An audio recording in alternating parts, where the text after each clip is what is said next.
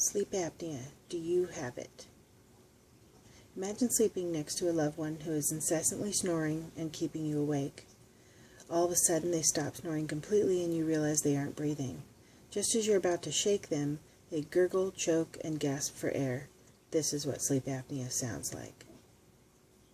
I have several members of my family, including my husband, who have sleep apnea. According to information provided on the National Sleep Foundation's website, www.sleepfoundation.org, sleep apnea is an interruption of breathing while sleeping that's brief and repetitive throughout the night. Please take note of the symptoms, associated risks, and treatments. Sleep apnea is more prevalent than you think. So first I'll talk about the symptoms, then the associated risks, and last the treatments. According to information found on the American Thoracic Society's website, www.thoracic.org, symptoms of sleep apnea while asleep are loud obnoxious snoring, gasping for air, choking, pauses in breathing, quick or jerky movements, frequent tossing and turning, and waking often.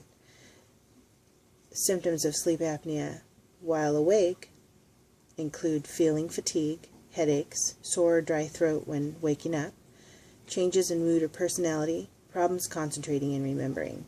The National Sleep Foundation reports on their website at www.sleepfoundation.org that sleep apnea causes low oxygen levels in blood, hypertension, heart disease, memory and mood changes, and an increase in driving while tired.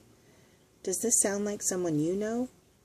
The National Sleep Foundation also says that 18 million adults in America have a form of sleep apnea, and though difficult to estimate the number of children due to the variety of different testing techniques, a minimum of 2 to 3% of children and possibly as high as 10 to 20% of children who snore frequently may have sleep apnea.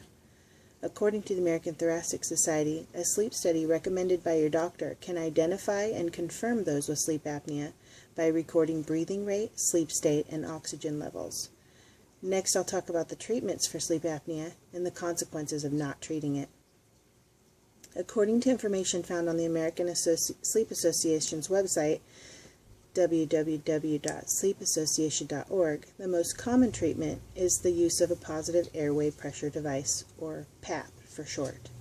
There are several types of PAP devices: a continuous positive airway pressure device, or CPAP, this is a common picture of a CPAP, and a bilevel positive airway pressure device, or BiPAP.